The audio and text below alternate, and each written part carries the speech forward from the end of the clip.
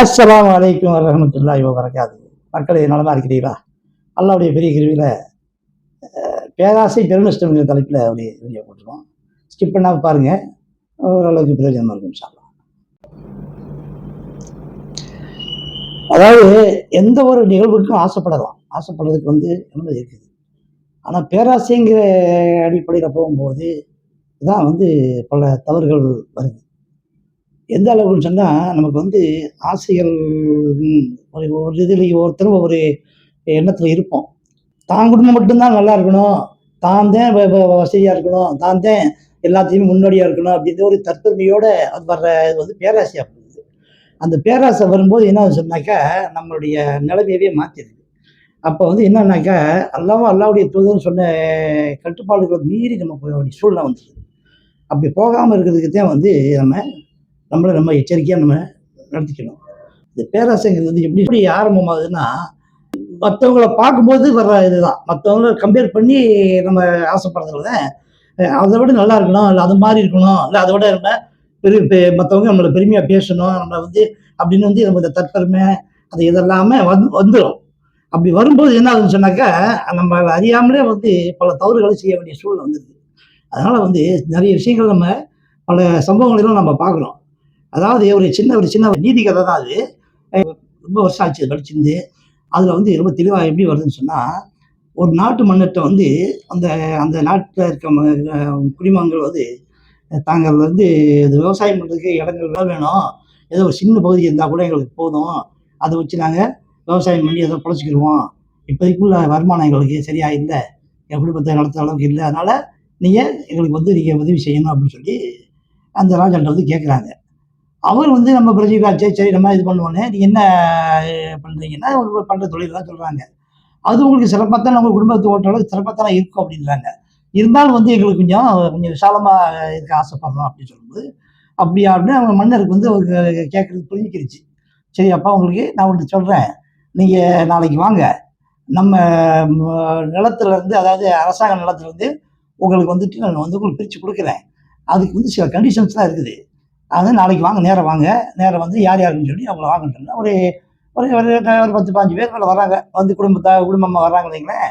வந்துட்டு அங்கே கேட்குறாங்க. அப்போ இடத்த காமிக்கிறாங்க. அந்த இடத்துல அவங்க என்ன கண்டிஷன் போடுறாங்கனாக்கா, இந்த இடத்துல நீங்கள் உங்களுக்கு எவ்வளோ தேவையான அளவோ அந்த அளவுக்கு நீங்கள் அவங்க உரிமை கொண்டாடலாம். அதுக்கு நீங்கள் என்ன பண்ணணும்னு சொன்னால், நீங்கள் காலையில் சூரியன் உதித்த உடனே அதுலேருந்து நீங்கள் உங்கள் ஆரம்பிக்கணும். அதாவது எப்படி சொன்னால், உங்களுக்கு இந்த இடத்த தரேன், இதில் 2 பக்கமும் அகலத்தில் நீங்கள் மண் வெட்டிகிட்டே போகணும். அதாவது எப்படின்னு சொன்னால், நீங்கள் எவ்வளோ தூரத்துக்கு வெட்டிட்டு போகிறீங்களோ அவ்வளோ தூரத்துக்கு நீங்கள் போயிட்டு எனக்கு சூரியன் மறைகிற நேரத்துக்குள்ளே இங்கே வந்துடணும்.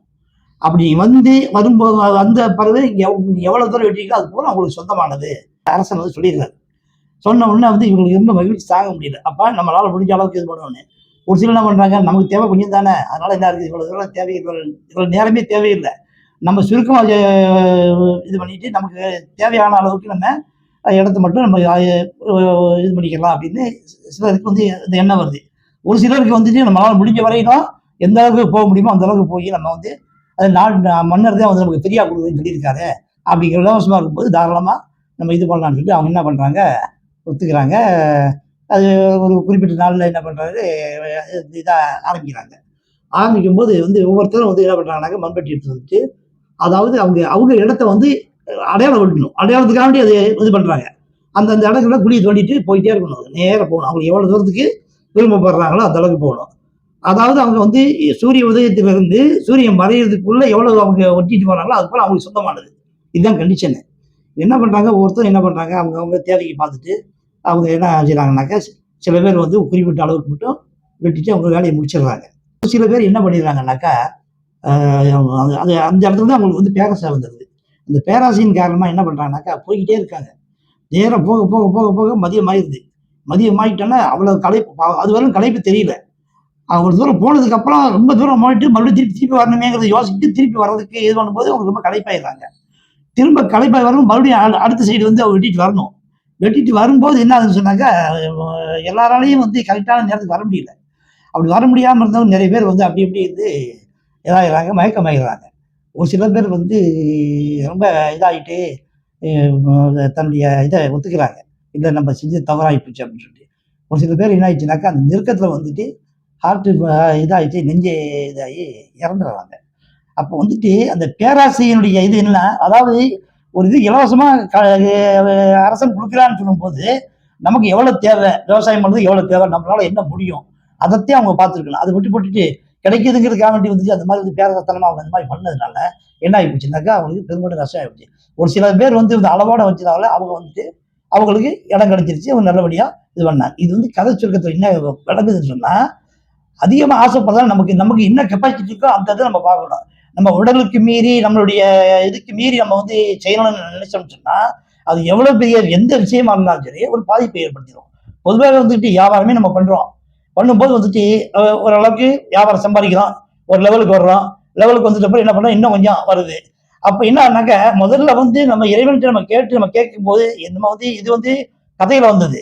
இப்போ நம்ம வந்து இப்போ என்ன சொல்கிறோம்னாக்கா இது வந்து என்னன்னு சொன்னாக்கா இறைவன்கிட்ட நம்ம துவா கேட்கும்போது அவன் வந்து நமக்கு ஏதோ ஒரு வகையில் வந்து ஒரு இது செய்கிறான்.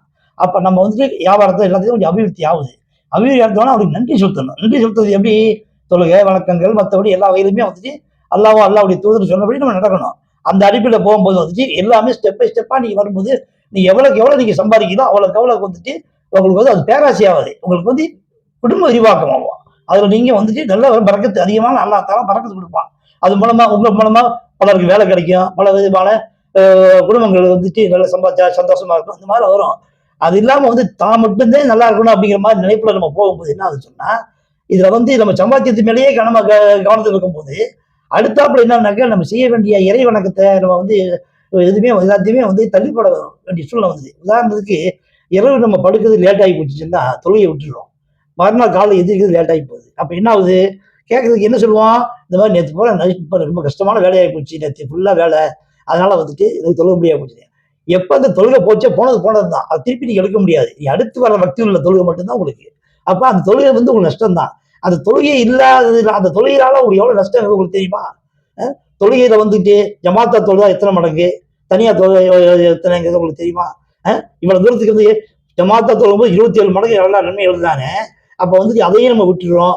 ரெண்டாவது வந்துட்டு என்னன்னாக்கா நமக்கு உலகத்தில் கிடைக்கிறது இப்போ பொருளாதாரத்தை பத்தி நம்ம நினைக்கிறது. இப்போ இதுல என்ன ஆகுதுன்னு சொன்னா, இதுல பெரிய பாதிப்பே என்னன்னா, நம்ம வந்து ஒரு நேரத்துல வந்து ரொம்ப கஷ்டப்படும் போது வந்துட்டு இறைவன்ட்டு கெஞ்சிடும், அழுது புலம்பி துவா கேட்கிறோம். கிடைச்சிட்டு பிறகு நம்மளுடைய நிலைமையை வந்து மாற்ற செய்யுது. அது எப்படினாலும் அதாவது எல்லாரும் சொல்லல, இருந்தாலும் வந்துட்டு பெரும்பாலானவருக்கு மாறுது. அப்படி மாறும்போது என்ன ஆகுதுன்னா அவங்களுக்கு இது நல்லா தெரியுது, அதனுடைய பாதிப்பு என்ன ஆகுது பாருங்க. ஹதீஸ் தெளிவுபடுத்துறாங்க. ஆதமுடைய மகனுக்கு 2 நீரோடைகள் நிறைய செல்வம் இருந்தாலும் 3வதையும் அவன் தேடுவான். ஆதமுடைய மகனுடைய வயிற்றை, மண்ணை, அதாவது மரணத்தை தவிர வேறு எதுவும் நிரப்பாது. பாவங்களிலிருந்து பாவ மன்னிப்பு கோரி மீண்டு விட்டவரின் கோரிக்கையை அல்லாஹ் ஏற்றுக்கொள்கிறான். சஹீஹ் புகாரில் 64:36 வருது. இதை வந்து இப்னு அப்பாஸ் சொல்லிடுறாங்க, அறிவிக்கிறாங்க. அப்போ இந்த அளவுக்கு தெளிவா இருக்குது. ஹதீஸ்ல வந்துட்டு ஒவ்வொரு இதுலையுமே வந்துட்டு ஆரம்பத்துல இருந்து நமக்கு எல்லா வகையிலுமே எச்சரிக்கையெல்லாம் வந்து இருக்கத்தாங்க செய்யுது. நம்ம வந்து மேலோட்டமா பார்க்குறோம், நமக்கு ஒரு ஓரளவுக்கு வசதி வாய்ப்பு வந்துட்டோம்னு அதுனா அப்படியே உதாசீனப்படுத்திடுறோம். இதுதான் வந்து நம்மளுடைய நடைமுறையில் இருக்குது. இது வந்து ரொம்ப நாளைக்கு நீடிக்காது. அதாவது நம்ம பார்க்கறதுக்கு பெருசா தெரியலாம், பெரிய பெரிய அளவுல சம்பாத்தியம், பெரிய பங்களா, காடு, இது தோட்டம் தரவு நிறைய இருக்கலாம். எல்லாம் இருந்து என்ன, நம்ம கொடுத்தவங்களுக்கு நன்றி செலுத்தணும். நன்றி செலுத்துறதுல நம்ம ஒரு தொழில் வேறுபட்டுச்சுன்னா நமக்கு பெரும் பாதிப்பு வரலாம். இன்னொரு அதிசயம் வந்து கடுமையான கஞ்சத்தனம், தகுதியற்ற தற்பெருமை, எல்லையற்ற பேராசை ஆகிய 3ம் மனிதனை நாசமாக்கி விடுன்றாங்க ரசூல் ஸல்லல்லாஹு அலைஹி வஸல்லம். பாருங்க எவ்வளவு பெரிய கடுமையான வார்த்தை பாருங்க. அதனால நம்ம வந்து பேராசைப்படலாம். எதுல பேராசைப்படணும்னா கல்வியில பேராசைப்படணும். பிள்ளைகளை வந்துட்டு நல்லபடியா நல்ல ஒழுக்கத்துல வந்துட்டு மற்ற பிள்ளைகளோட நல்லா இருக்கணும், அதுல பேராசைப்படணும். துனியாவில் வந்து வாழ்க்கைக்காக மட்டும் பேராசைப்பட்டுச்சுன்னா அது வந்து பேராசை, அது நிராசை ஆகிடும். அல்லாஹ் நம்மளை காப்பாற்றணும், நம்ம நடக்கிறதுக்கு அல்லாஹ் நமக்கு கிருபை செய்வானாங்க. இது வரைக்கும் நீங்கள் கேட்ட விஷயம் உங்களுக்கு பயனுள்ளதாக இருக்குன்னு நான் நம்புகிறேன். லைக் பண்ணுங்கள், மற்றவங்களுக்கு ஷேர் பண்ணுங்கள், புதியவர்கள் சப்ஸ்கிரைப் பண்ணுங்கள். அஸ்ஸலாமு அலைக்கும் வரஹ்மத்துல்லாஹி வபரகாத்துஹு.